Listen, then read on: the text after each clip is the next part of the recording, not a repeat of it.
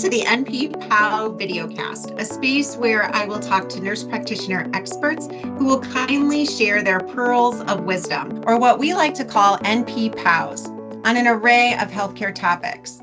I am your host, Dr. Julia Rogers, a certified nurse practitioner. And today we are honored to have Dr. Jill Olmstead, a nurse practitioner, as well as the American Nurses Association's primary CPT HCPAC Advisory Committee representative. Jill is with me to provide advice on the very important topics of billing, coding, and compliance. Thanks for joining us today, Dr. Olmstead, on the NP POW Videocast. Thank you, Dr. Rogers. It's a pleasure to be invited to speak here with you today. First, can you tell us a little bit about yourself and your practice as a nurse practitioner? Well, myself, I am an adult nurse practitioner, and I've been practicing for over 20 years, full-time, specifically in women's health internal medicine, but over my years, I transitioned to focus primarily in the specialty of gastroenterology, which has really been a wonderful, rewarding career to see it blossom over the years. It's just amazing to see how many more nurse practitioners are getting into that specialty. I can't imagine how much knowledge you have from those two different practices. So today you are going to share with our audience some pearls of wisdom about billing, coding, and compliance. And we know that billing and coding can be such a drab topic. So I'm curious, what initially sparked your interest in coding and billing? I think what initially sparked my interest was, think back 10 years ago when ICD-9 transitioned to ICD-10. Much more granularity, much more specificity, looking at the codes and identifying them. And I went to leadership and I said, we need more clinicians that are involved in the granularity of understanding and teaching providers to providers, that granularity of ICD-10 coding, that documentation specificity and granularity. So when you bring great ideas up to leadership, what happens? And they say, okay, Jill, you go ahead and do it. So I was given a leadership role, and I was part of the educational program where we actually specifically looked at specialist coding patterns, and we were able to develop individual educational plans for their specific codes that they use versus having them just drink out of a fire hydrant and start coding from the entire new code set for ICD-10. Well, I know that when ICD-10 came out, it was overwhelming. And I know I certainly felt overwhelmed and really uneducated about billing and coding when I first started in practice as an NP. So what advice do you have to offer new nurse practitioners to better understand coding, billing, and compliance when they enter into practice? I think getting your hands on the best and most accurate information, and as we teach in school, go for those primary resources. And the primary resources are going to be looking at the AMA CPT editorial panel book. So that's where the codes come out once a year. And those are codes that will actually determine the work that you do for your patients. So whether they're a new patient or an established patient, there are different guidelines on how you're going to meet that need, and then document the medical necessity to meet those codes. And then your diagnosis coding, that information is actually free to access through the CDC website. And that code set gets updated October 1st of every year. So you have this cadence of information that's coming at you every year. So October 1st is when the new ICD-10 codes are developed, and then January 1st are when the new CPT codes come into play. Those are great reference sites. So thank you for pointing those out so that everyone can kind of go there and get what they need. What do you find are the main challenges in understanding the coding guidelines? And what kind of POWs do you have to share in order to simplify this complex area in nurse practitioner practice? I think over the last several years, American Medical Association and CMS, the Centers for Medicare and Medicaid Services, have really worked together collaboratively to try to streamline or simplify the billing codes for all providers, because there was a call to arms that there was an administrative burden in trying to make sure that all those bullet points have been fit and met to be able to meet the work that you do to care for our patients. And during that process, what they did was they looked at medical decision making and they said, okay, this is going to be the most important thing that you need to document and show that you're caring for the patients. So they've taken away the different bullet points that you need to identify for your history of presenting illness, or for the number of points that you need for your review of systems, or making sure that you need to add your family medical history or social history. So it's taken that burden away, but you still need to be able to identify what the most important information is to care for your patient. In addition, they actually took away the need for specific physical examination documentation, but they said that you need to document a medically appropriate physical examination. Well, and interesting, they've done a lot over the last several years. Like you said, the ICD-10 was implemented, and then they started changing all of the codes, making them more simplified. And so I think everyone is kind of waiting for everything to settle down so that we can just have a little bit of space to learn exactly what has been put into place for us. So I know, and you know, that coding and billing is extremely important. However, many nurse practitioner programs spend little to no time on that topic. So how can nurse educators really integrate billing, coding, and compliance into nursing curricula? I think trying to introduce it as soon as you can into the curriculum is going to be the most important thing for nursing educators. So I've been part of many curriculums as far as being brought in as a guest speaker to start to introduce that information. And the feedback that I've received is that usually it comes in towards the end of the program, which is right before they graduate. And it's hard because educators have so much to pack in to provide to students. But if it can be started more during that clinical rotation, and I think that is being done, but I think some of that information gets brought in from the mentors and the preceptors that are on site too. So that's something that they actually should be part of and aware of, and participate, in their programs. Were there any new billing codes for 2024 that we should all be keenly aware of and that you were particularly interested or excited about? So there are actually. So there is a code that was put out by CMS, and it's G code. So it's G2211. And what it does is it's a code that communicates to CMS that this patient was specifically more intense or complex, and that I need to see the patient back again. And so it's for complexity and longevity of care. Now, when it first came out, the assumption was that this was going to be a primary care code because there is additional work RVUs, which is for relative work value, that shows how much value does this visit cost to the provider that's providing it. So there are work RVUs that are attached to this code. So this longevity and complexity code can be added on to your billing code, either your new visit or your established patient visit. And you're communicating to your payer that this patient I need to see back again. There's more complexity of care. An example could be is that patient with chronic disease, chronic illness, someone with congestive heart failure. You may be changing their medications and changing their diuretics, or recommending an echocardiogram to have them come back again. So you need to see that patient come back again. You want to put your eyes on that patient. Are they developing any lower extremity edema? So that way you can communicate that I'm in it for the long haul for the patient. So longevity and complexity of the care, and documenting that, why you need to see that patient again. It's interesting because as these codes come out, Jill, sometimes not everyone knows about them. And then it takes like years for one NP to start talking to another and realizing that these are even available for us to bill. So thank you for pointing that one out, because I'm sure that there's a lot that don't know that code is even out there to start billing, or that it even affects RVUs. You're welcome. You're welcome.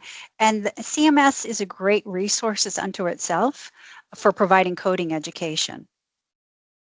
Great. Thank you for that. What are the risks associated with overcoding or even undercoding? And is there any validity to the belief that consistently using a lower level code, such as a 99213 instead of using a 99214 or 99215, reduces audit risk? And the reason that I ask this is because I do feel that sometimes nurse practitioners feel if they only build a 99213, a lower level of service, then they won't be at risk at all to be audited. Julia, I'm glad you asked me that question because that is a common scenario that nurse practitioners believe. And if you look at coding compliance, it is a risk if you undercode or overcode. And there's big data out there where analytics are being looked at our coding patterns. And we're compared against benchmarks against other specialties as well. So there is a national average. Every specialty has an average of what the percentage of what codes you should be billing within that specialty, and you're compared to that. So there is just as great a risk in an audit as undercoding or overcoding. And within your own organizations, you should be asking for a coding audit if you have not received one before, so you can look at your coding frequencies. Another great idea is doing a peer-to-peer coding audit. Mm-hmm. And you can look at each other's notes and with actual grids, to look at auditing it and see how you compare to the guidelines on meeting the medical necessity and the needs for that documentation. It really just is a complex process, just the whole flow of it, coding something and then billing it, and then also being compliant in what you're supposed to be doing. It's like layer on top of layer. Can you provide an example of, say, a compliance issue that actually resulted in a provider being penalized? Well, the Office of Inspector General, the OIG, has a work plan. And every year they update that work plan on potential opportunities for fraud, waste, and abuse. And I was on the work plan just recently, and you can see approximately September of 2023, there was a case where a nurse practitioner was fined for over $200 million in fraud and abuse for ordering genetic tests. And these, nurse practitioners are not immune to these types of cases that could possibly happen.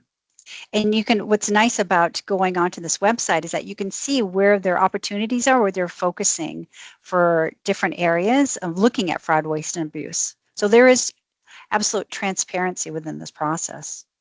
Something really we should be more engaged in, I think, is knowing these sites and doing some of our own groundwork when it comes to all of this. Absolutely, absolutely. We all know that best practice really is to prep our charts in the morning of a procedure or visit. But to that end, could you discuss the importance of timely documentation and then its impact on billing accuracy? And if you could also explain how this additional time will allow you to bill based on time, especially if, say, the practitioner cannot bill the visit as a moderate or high complexity simply based on medical decision making. Well, I think you said it right there exactly. So part of the new 2021 E&M guidelines, they actually expanded documentation or time-based coding to include the documentation that you do the day of the service. So if you start pre-charting your notes or early that morning before your patients come in, you can start keeping track of the amount of time and add that in with your visits for that day. I think the key is that it has to be within that time period. So the day of the data service. So not prepping your charts not 2 days before or not several days after. I think we all know that timeliness in completing our documentation, we're going to be able to communicate the salient points, and if we need to refer a patient to see a specialist, then they're going to have that information available for them to be able to provide the best care for the patient. As far as the workflows, I think pre-charting is going to be one of those gold standards that we all know for pre-charting for our patients. We all know that when we walk in the exam room or we're meeting the patient for the first time, if they have a sense that we know about them or I reviewed their records the night before, there's already a sense of comfort in that patient. Their shoulders start to drop, they start to become more relaxed, and you really get a sense from the patient like, okay, this is going to be okay, this is going to work, because we know how much fear that the patients bring to them with that first office visit. That's such a good point because I think as patients become more comfortable with us in general, we are able to get more information from them and therefore treat them even better, right? Because they just feel more relaxed. Exactly. There's a transition now in medical documentation. Our organization is actually piloting a product where it's will record our conversation. So with using artificial intelligence, it's creating my own HPI, and then it's creating your own history and plan. And it's amazing the accuracy that it has for doing that. So of course, the first thing you want to do is require permission from the patient. Let them know that this is new technology. You like to ask their permission to use it. But this is going to be the wave of the future. When we started with paper charts. And it's interesting to be part of this moment where now artificial intelligence can help to work with us. So the transition now changes from documenting those salient points to now you're editing. You're an editor now in your HPI and maybe taking out some of the points that you don't need during that visit at that time. I'm of the generation also that started with paper charting. And I can remember thinking, if somebody could just follow me in this room and do all of this writing for me, I could save so much time. And then scribes kind of came, and then EHRs came in, which was even better. And so while people feel one way or another about AI helping us in this manner, I really feel like this is such a wonderful opportunity for us to spend quality time with our patient, not staring at a computer screen trying to type out what they're saying. It actually allows us to see them and hear them. Absolutely. It's actually been fun showing the patients because as soon as you're finished with the visit, probably within 45 seconds, the dictation will come up while you're still in the room with the patients. So Wow. it's wonderful engaging them in that process and showing it to them. What kind of feedback? I'm just interested in what your patients are saying back to you. Do they like it? Do they not like it? What kind of shift are they feeling? They're saying, wow. That's what they're saying. Good, good.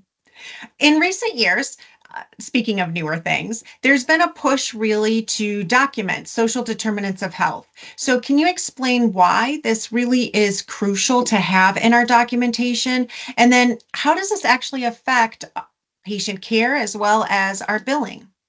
Well, identifying social determinants of health is going to be able to identify the resources that we need to care for our patients. So previously in my practice, I've had to care for patients who are homeless, who don't have a way to prepare for their colonoscopy. So it takes extra time in that exam room where I'm helping that patient problem solve on how we're going to be able to care for that patient because it's just a different case scenario than what we're used to caring for. So by being able to attach social determinants of health to an actual numerical value that can be then attached to our claims form and link, that's data that we're going to be able to pull to see if we need to identify additional resources. In 2025, there are two new ICD-10 codes that came up that they were just developed, and a part of them were being underinsured or not having adequate insurance to care for their medical needs. So these are going to be for your patients that have very high copays or catastrophic insurance.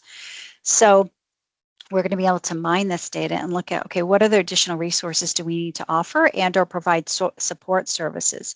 Additional examples of social determinants of health ICD-10 codes are food insecurity, housing insecurity. And I know some organizations that will actually set up some type of social support services for patients to be able to provide these services. Because if a patient feels like they have food insecurity or housing insecurity, caring for their health really is at the bottom of their list of priorities. If you look at Maslow's hierarchy of needs, it's food and shelter. That's their concerns first before actually caring for themselves. And you and I both know that we've had patients in our exam rooms that say, well, I've let my health go this year. I've had some other concerns I've had to take care of. And I think it happens more and more, just depending on where you are caring for your patient population. Who would have thought, though, Jill, that you could make billing and coding just so exciting, right? We thought it was drab in the beginning, but there's so many new things always happening. And so it does kind of get you excited to realize like how even this is shifting with the new environment of today. Dr. Olmstead, as you mentioned in the opening, you are the American Nurses Association's appointed representative to the American Medical Association's CPT-HCPAC Advisory Committee. Can you tell our audience what this is and why it is important to have a nurse practitioner represented? So what's important is that when you're identified as a delegate and you're sitting at the table for the AMA CPT panel, you have a voice. You have a voice to make sure that your specialty, which is advanced practice nurses and registered nurses, so we're representing nursing nationally across the board, that our voice is there, that we're going to be part of these CPT code developments. So what the panel is that different stakeholders, either specialty organizations, industry, pharmacy, we come to the table and say, I would like a new code developed. And I've been performing this service, but there's not an accurate code to be able to say or communicate numerically what I am doing. So there are many people that are coming to the table that are asking for these very coveted CPT codes, which can translate into a work RV value. So there are different categories of codes, and one category could be for tracking, but another category has that work RV value.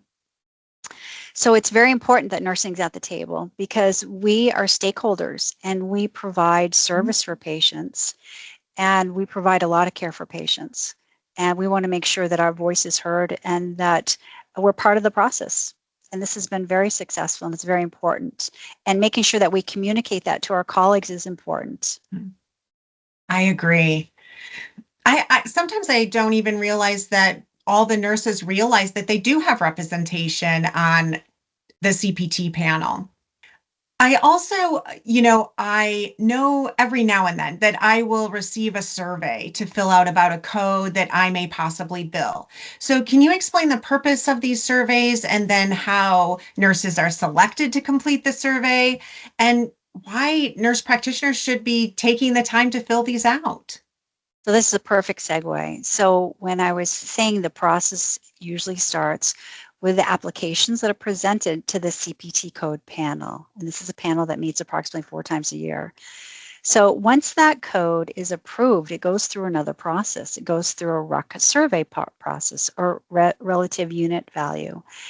And this survey has to identify how much work goes into that service. So there's pre-work, there's interwork, and there's post-work. And so the surveys will survey average nurse practitioners working full-time, just like you and I, and want our opinion on how much time goes into this type of visit. Now, this visit may be an established patient visit or a new patient visit, or it may be new codes. We were all there when the telehealth codes were first established during the COVID-19 pandemic. So what's important about completing the survey is what we mentioned before, that we have a voice and that we're saying, I use this code and this is how much work that I put into this code. Because these RUC survey values will then translate how much reimbursement that we will get for completing this. So for nurse practitioners to be wanting to be part of at the table, this is an excellent way to show that we're part of it because we're billing these codes. And sometimes I think that when we get these surveys in our email, we think, well, someone else is going to fill them out. But I think the issue is that if everyone thinks that, then really the response rate is so low. And if we really want an accurate value on that code, we should all be filling that out in order to get the best evidence to show what we are doing in the time that we're spending and what that is worth, actually. Absolutely. Absolutely. What are the new 2024 codes that we should already be using on top of the one that you have already mentioned earlier? So we discussed about the social determinants of health. So there's a code that attaches to that. It's a time-based code that you can base based on actually either 5 to 15 minutes. What's interesting though is the code has to be determined its use during the visit, which would make sense because you're meeting your patient and you're finding out if they have some social determinants of health that could potentially impact their care. And the recommendations are part of the coding guidelines. Once you look at the codes and find out what are the different items that need to be met to meet that code, they do recommend a social health determinants questionnaire to be performed at the time of the visit. So I think that's the most important caveat for that code. Very good. Thank you for bringing that up again. Now, in your last few minutes, could you share some key POWs on coding, billing, and compliance that would benefit both the new and experienced NPs? I think the most important points are going to be to stay up to date with the guidelines, whether that's going to be self-education, self-directed, or through your organization. Most large organizations will have coding and compliance departments, and they'll do sampling audits throughout the year. The other pearl of wisdom is peer-to-peer auditing.